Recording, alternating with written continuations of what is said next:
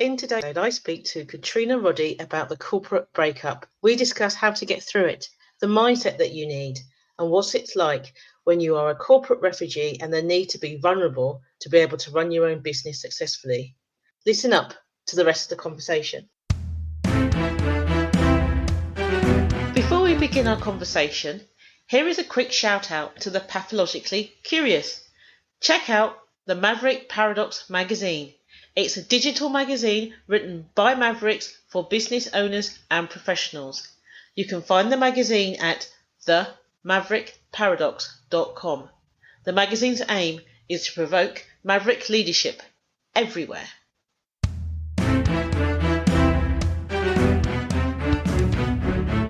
Welcome to the Maverick Paradox podcast, where we explore what it is to be a maverick and discover effective modes of leadership. I am Judith Germain, and my mission is to propel the maverick mindset into a world where character and integrity will ultimately have a higher premium than personality and bureaucracy. So thank you for joining me on this journey. If you would like to continue with me, then please subscribe to my podcast on iTunes, Stitcher, or one of the other popular podcast platforms. And today, our guest is Katrina Roddy. Hi, Katrina. Hi, Judith. How are you? I'm pretty good. You? I'm good. Thanks for asking. Excellent. Tell the audience who you are. My name is Katrina Roddy. I am best-selling author of Steal Your Skills from Corporate. I am also an entrepreneur coach, and I coach on the mindset it takes to transition out of an employee status to becoming a new entrepreneur. Now, that is really needed because I also work with entrepreneurs as well as, I work in both realms, the entrepreneurs and in organisations, but the entrepreneurs, you can tell that they are just out of corporate because they still have that corporate mindset, which doesn't work when you're running your own business. It does not work. And just think about this, Judy. I spent 30 years in corporate, so I was truly in a box. And once you come out, if you don't change that mindset, and someone had to, direct me to change it. Mm-hmm. If you don't change that mindset, you're waiting for people to tell you what to do. Think about this. Someone has told you when to go to lunch, who your clients are, what time to come in, how often you're going to work, what job you're going to do. They told you all of that. And now when you become an entrepreneur, you're like, I have all of this free time. And then it hits you that I have all of this free time. I have to figure out what to do. That's interesting. But do corporates really give that much micromanagement for a knowledge worker these days? I do think so. I think corporates still, they direct, everyone to do, at least for the work that I did. I worked in corporate insurance. Mm-hmm. And so they would tell me I had my clients. I had some fabulous clients, but they would say, these are your clients. And if anything happens, this is a thing. When you leave, those are still the company's clients. They're not yours. So they still give direction in how you should do things and when you should do things. And you can definitely tell, like you said in the beginning, when you meet someone who came out of corporate, because the entrepreneurs were kind of waiting for someone to tell us what to do next.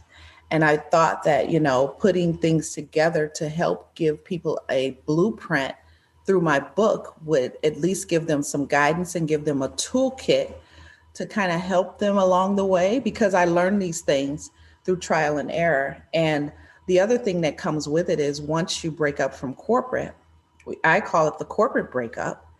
Once you break up from corporate, no one really addresses that with you. To a certain degree they do, but not really. And what I mean by that is when you're in a relationship breakup, Judy, I don't know about you, but I've been in some in my past, right? Mm-hmm. And your girlfriends or your guy, for whoever, your friends in general, will come and they'll support you and they'll have these conversations and help you kind of get through it. They may bring wine over and they will talk to you and say, work on yourself before you get back out there. Take some time for yourself, relax. When you break up from corporate, they're like, get another job. Mm-hmm. And so that's when I started thinking about the corporate breakup, because when you break up from corporate, you get the same things, the same emotional ties that you get When you have a regular relationship breakup, there's anxiety, there's anger, there's sleep disturbances.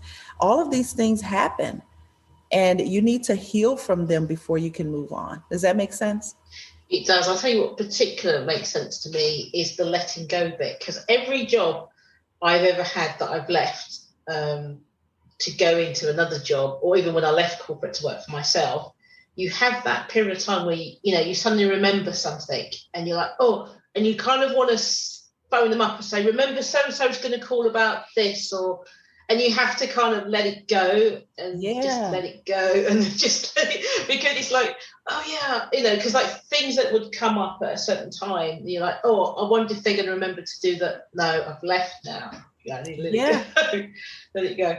I love the idea of a corporate breakup, because you do have those, and I suppose you can have good breakups, like you left, they're happy that you left because they want, they know that it's time for you to leave, and you have that, you go back and see them sometimes, it's kind of really amicable, and maybe that they can't find a file, so they call you, it's all, that sort of stuff is all great. But then there's that, as I say, that horrible breakup maybe, and there's no one to help you in that mourning process. Yes. And I think when you go into your own business as well, you see it a lot with people, especially if they were really senior in the corporate world, and it's that kind of, you leave the office, and at first it feels like you're on holiday, isn't it? So so you go on holiday, or you go shopping, or you go to a restaurant, and you just hang out with your friends when it's the lunchtime and stuff, and then after a while it suddenly occurs to you that there is no more money coming until you actually generate that. And that's where you're saying about what the clients thing is, isn't it? Whereas before, even if you was, I don't know, top salesman or something, you've still got the reputation of that company when you're going to get the sales. But when you're on your own, you have to generate the reputation, you have to generate the credibility, and it's quite different in that aspect, isn't it? That's absolutely right. That's exactly what I'm talking about. I was on the high end in my corporation and an executive level, so we didn't see it coming because we worked in what we call a national account space. So if you can think of some of the largest accounts worldwide, we probably were part of that, and we were in the relationship building. And you think about salespeople and how they have to prospect. But when you work on accounts that large, you're prospecting 3 to 5 years out, because that's when they're changing their insurance. They're not changing it every day. You don't talk to people every day. So what I got really good at was relationship building, because they want to see you. They want to see what you're doing, how you're doing things. They want to get to know you a little bit better before they just put this is a lot of money they have, before they put that with you, and how you work with others, that kind of thing. But when you come out and you're on your own, and you have to prospect every day, and you have to build it. I was trying to build these relationships and keep moving, and you just learn a whole different aspect of what it takes to be an entrepreneur and the hard work that it goes into. I literally thought my natural progression was to work as an independent contractor. But when I was, when I came out of corporate and I started thinking about being a 1099 or an independent contractor, it wasn't quite the fit I was looking for. I still had some type of independence when I worked in the bigger corporate. And then when I started becoming an independent contractor, they're like, do this, do that. And I just wasn't used to that. So I literally cried for a full year. Oh, man. Even though I had a job. But I was just like, how is this work? Like, it felt like I didn't fit in.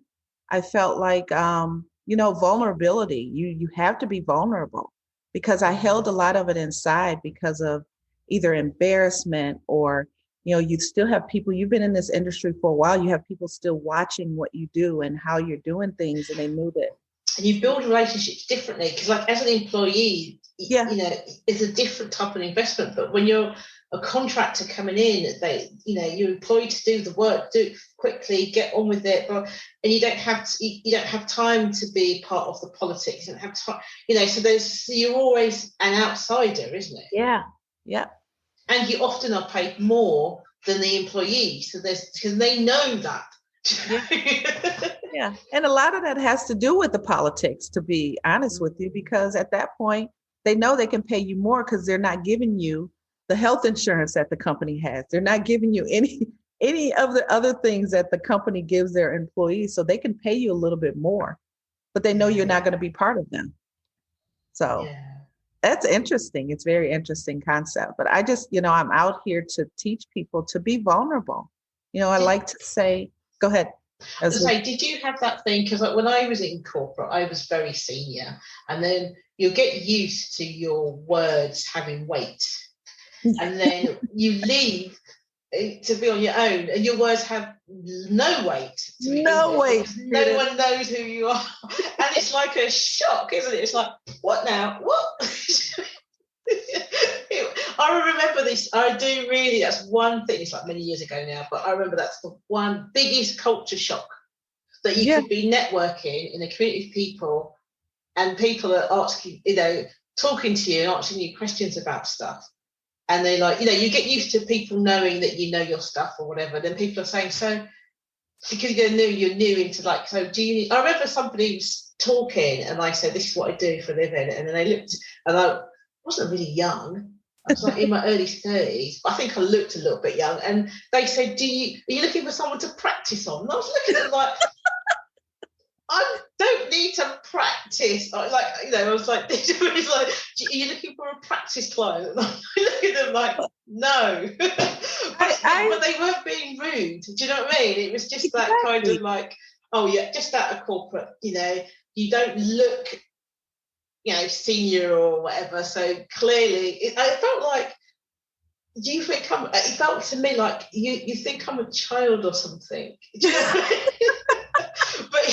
but it wasn't until I spoke to somebody, and those were the days of looking younger than you are. But they did think I was about 10 years younger than I actually was. They thought I was in my 20s.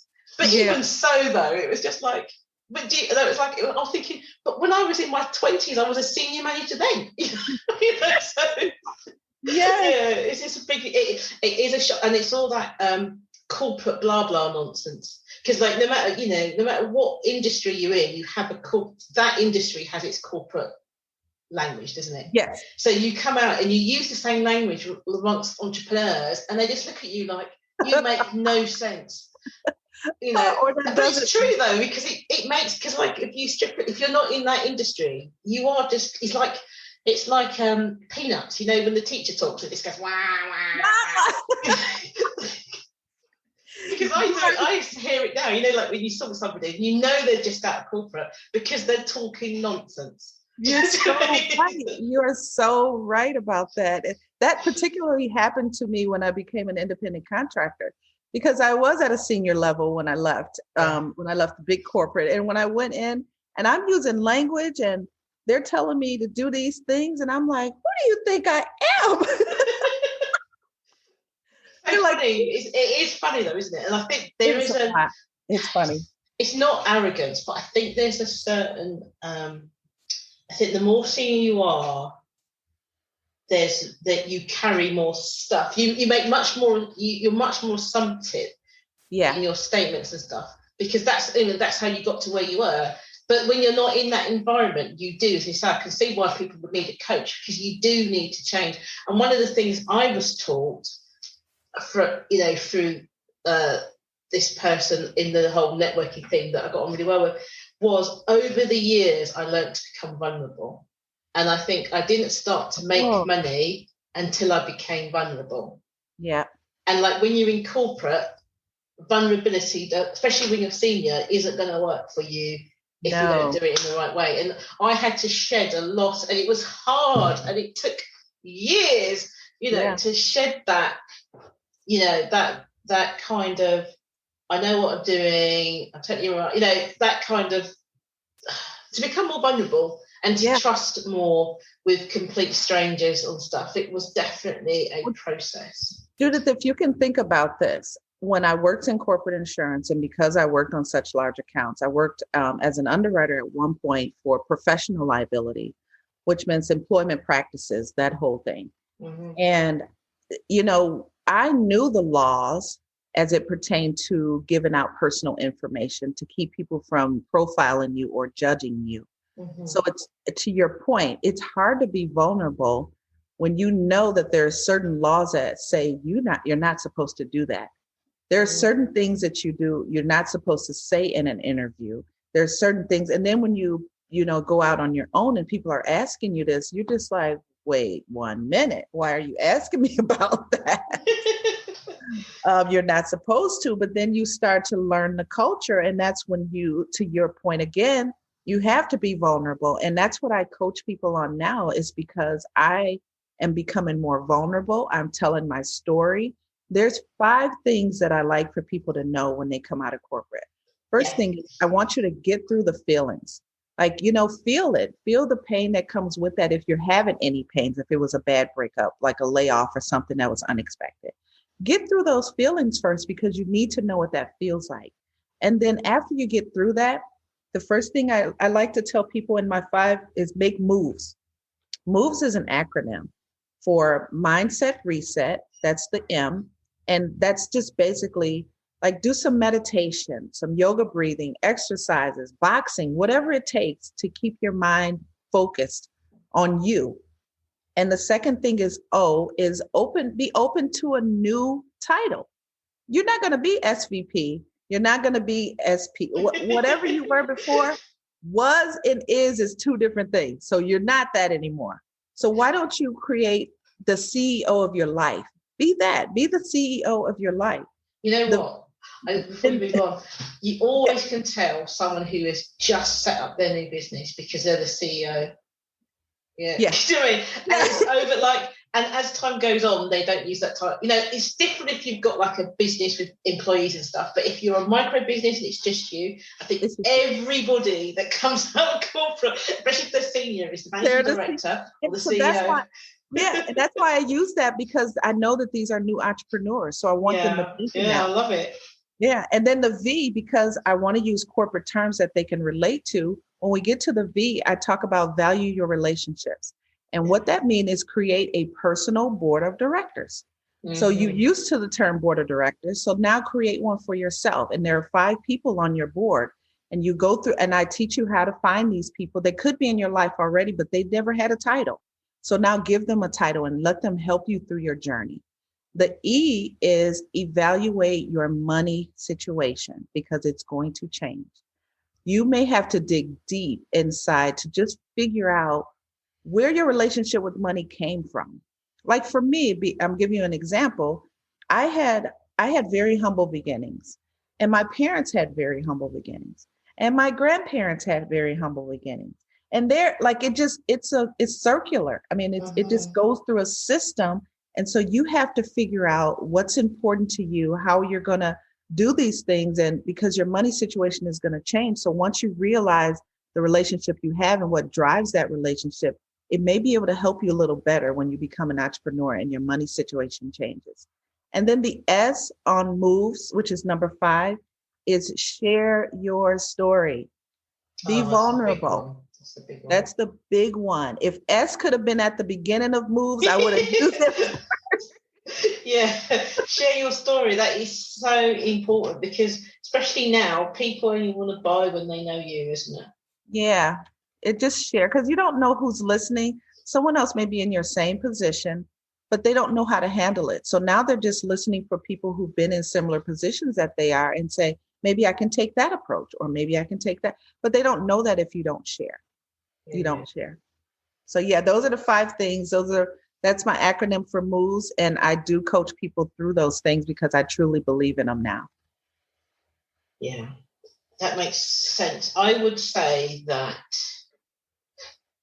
they're all really, really key. But I think the hardest one, what I've seen for corporates, is sharing the story and the mindset reset. Yeah. Yep. I think they're the hardest ones. It is. And because you come in and someone said to me, you have to have an entrepreneur mind. And that's when it clicked that there is a mindset reset. Mm-hmm. Like I'd never thought of it before. I was just running along in my new path of trying to do things. Yes, because people leave. So you might be, I don't know, a financial, an accountant in a corporate, and then you set up to be an accountant in your own right. But you still operate like a corporate, which is not going to mean you're going to last if that's what you're doing. So, And that's exactly what you said. You're still using the corporate jargon and nobody knows what you're talking about. And no one cares. That's the shocker as well. It's like as soon as you start talking nonsense, which you will, because you spend years learning it, that the people just look at you and they go, and it's like people just sidle off, like you're at a party and they're like looking for someone else to talk to because you're just talking. And it's so funny because when you've been out of it for a while, you can see it so clearly and you just wonder what kind of planet you're on. But when you leave, it just happened, you're doing, it's not your fault because no one taught you how to be an entrepreneur, but everybody taught you how to be a corporate bigwig or a corporate specialist or something. And I keep saying, I was in corporate for 30 years.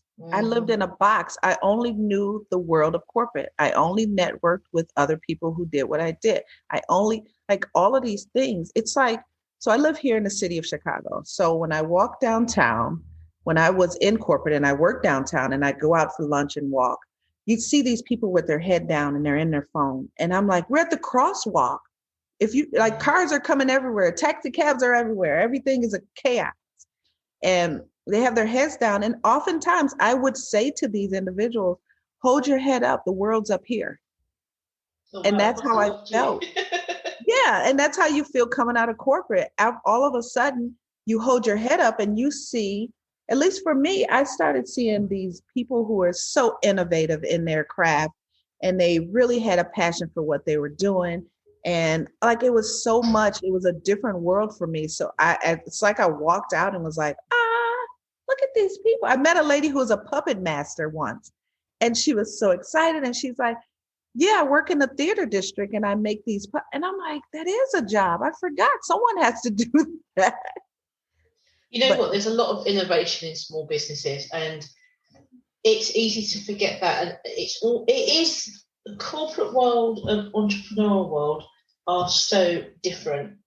And even though they're operating quite often in the same spaces, it's as you said, it's a completely different mindset. It's that, and also what I see you probably coach people on is the relationships that they have with people change. So it's kind of, your corporate friends are on holiday.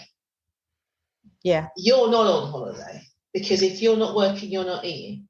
Yeah. And people don't get that. Or if you're sick and people might say, oh, just take the day off. It's like, well, no, I've got to do X. Well, just say that. It's like, no, I've made a commitment to X company and I need to deliver this thing.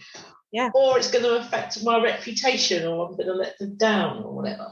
Yeah, that's so true. Some of the things that I actually learned, and when I say steal your skills from corporate, I really mean that when I talk to people, because there's so much that you do learn there that you can transfer into a new career. I didn't have a problem doing presentations because that's all I did. I didn't have a problem, going out and communicating with some of the C-level people, just whoever I need to get as a client. I didn't have a problem doing that. I didn't have a problem with helping them budget. Like, these are the things that I did in corporate that kind of carried over into my new position as an entrepreneur that I use. And that's what I teach people in my book. There's 8 steps in there to get through it. And one thing I do say is steal your skills. If you are good at presenting and communication, use that now to your benefit. And for those people who did not come out of corporate, think of corporate as a metaphor for life. You have some life skills. Even mothers, and I know maybe I'm just, saying this, maybe there's a soccer mom, for example, and she has organized things for her kids' soccer team. She has organization skills. Mm-hmm. She has strategy skills. Like, these are things that I help pull out of individuals when I coach them because they may not have been thinking in those terms. Okay, so let me ask you, sure. How does somebody reset their minds? Are there certain steps that are common? For a mindset reset, it's really coming down to understanding who you are as a person. So to reset that, you think about the things that you're currently doing, and then you think about where you're trying to go. And it's all about being curious, having curiosity, making sure that gap in curiosity is very large, because at one point it is shortened because you think you know a lot of stuff already. But once you start to open up your mind and see other things and appreciate what other people are doing, you start to think on that level. And so it takes a lot of being in touch with yourself. So I like to say meditation helps with that, because you get some time to really think. I like to say these breathing exercises that come through yoga does a lot of help with that, because you're really learning who you are. Like, you're learning how your breath works and when you get anxious, and you're learning those things, what causes you to have that anxiety, and then what helps you bring it back down to a level. Exercise does that, because you're focused. All of these things in your mindset are focused on you and being in touch with who you are.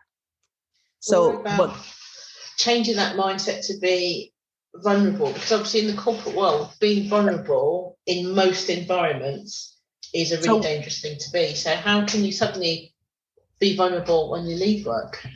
It takes time. Like you mentioned it yourself, it takes time. And it takes time because once you become an entrepreneur and you start to learn how vulnerable other people are, and you start to see that is what helps. People will tell you throughout your whole entrepreneur experience to be vulnerable, be vulnerable. You have a story to tell. One thing you can think about is that helps you with that story is think of one thing in your life that was, so to speak, a badass moment. Like, what happened that made you feel so good? You're on a high and you knew this was a good moment for you. When you think of that moment and you start to share that story that happened, it makes you feel good because it's a story that you can share. And it just helps you ease a little bit more into sharing your story. So you'll start hearing people tell the story of, how they survived, maybe an infectious disease, or how they survived. For me, it was how I survived being a single mom in the city with a young Black man. And how did I work through that? How did I survive being in corporate, raising a son, and I had a very high level position. So I started talking about that. And then you start to hear other people's stories, and it just promotes you to keep doing it. But it takes some time to be a good listener to others, and then being able to transfer that and say, how much can you share, or how much do you want to share to become vulnerable? Does that make sense? Yeah, it does. That makes sense. Okay, I like that. So before we end, is there anything that you are absolutely dying to add? And you was like, Jude, you should have just asked me this question because I had this killer answer. There is nothing that I'm dying to say. I just love conversations that we're having. The one thing I will say is that I spent a lot of time thinking about these things, and you get so nervous when you're going to be interviewed or talking, having a conversation. And the comfort that I start to get when I'm speaking with people like yourself is that you're actually willing to listen. And so then it promotes me to be willing to listen to another person. So the other thing, if I'm dying to say something, I'm dying to say thank you for the platform that allows me to speak and share my story. Oh, thank you so much. You had me on the hook with the corporate breakup. Yeah, it's real. It's real. It's like I've never thought of it like that, but it is, because you know what? One of the breakups I think I discovered, well, I think everybody discovers this, regardless of whether they set up on their own or they just go to another company, is that the friends that you have in one company don't transition into the next company. Nope. And they especially don't transition when you set up on your own. I mean, you might carry over one or two, but you don't carry the 15 people that you went out for lunch with, or do you know what I mean? Because it's almost like, for so many people, is that you're hostage in that company together. Yeah. And then when you're out, you've left them behind. Yeah. And they don't understand. It's like you've broken up with them. Yes. That is a perfect way to put it. It's like you have broken up with them almost to a point where they feel like you're an outcast. One thing I can say, Judy, is those individuals in corporate, there are so many people who didn't want to see me be an entrepreneur because of their fears. And so they project their fears onto you by saying, I just found you another job. This person's looking for someone to run this department. I thought you'd be perfect. Can they call you? And I'm like, no, I appreciate it, but no. I found this happened to me more than once. It continued to happen. Wow. I've had, when my book was released, I had companies come back and say, are you thinking about entering into corporate again? Because I may have a spot for you. I'm like, I just wrote a book on how to stay out of it. That is actually funny. You write a book about not working for the corporate. And they're like, hey, you're there. They had good points there. Yeah. So these, it's a lot of people, and it's a lot of it has to do with their fears. I talk to people now who are still in corporate. And this is what's interesting. When I started reading up and studying I studied some studies through APA, which is the American Psychology Association. And they talk about layoffs and the effects it has on people. But not only does it affect the person leaving, it also, this anxiety and these emotions are affecting the people who are staying. Because one, you just left, so they have to take your work. So now they're overworked. Two, they're anxious because they don't know when they're next. And then the third thing is they can't figure out like where they fit, and they're always thinking of one foot out the door. So I do have friends now who are on that level of thinking one foot out the door because we've gone through a pandemic. They had to make some changes to all corporations when, everything was shut down. So now they're like, I don't know if they see the value in me anymore, because it's all about the bottom line for corporates. Corporations will now and forever go through layoffs. And it may not have anything to do with you. Yeah. So, the people who are there can become anxious. And, we're all of age now. And we may have gone through 1 through 4 of these layoffs, and you're tired of it. So now you're thinking on your own terms of how can I start something? How can I use the skills that I have and create something that's more fulfilling to me? Because that's exactly what I did. I wanted to make sure that people understood how to make that transition out. And I had a passion for that, for teaching people and educating them on things to do. Mm-hmm. And that's good. And it's not to say that corporations are bad in themselves either, because there's plenty of really great places to work. Yeah. But I suppose the concepts that you discuss are good for the employee as well. Yes. Mindset, reset, open to new. They're all great for a person who's happy working for companies. It's quite. What's quite nice about it is that it's useful for those internally and those externally. It is. It's very useful for internal and external. And I've reached out to some, the company that I worked for, that I was an independent contract for. I realized that they have some issues with training some of their female salespeople there. Mm-hmm. And so I've reached out to them just to say, hey, I can put together a contract for you guys now that I can actually help them, because they're still in this environment, to help them to become successful in their sales role. Women sell differently than men. Mm-hmm. So maybe this is something that you want to look at. So I have some companies looking now. Oh, fantastic. So Katrina, would you come back again if I found something else to talk about? Oh, absolutely. Absolutely, I will.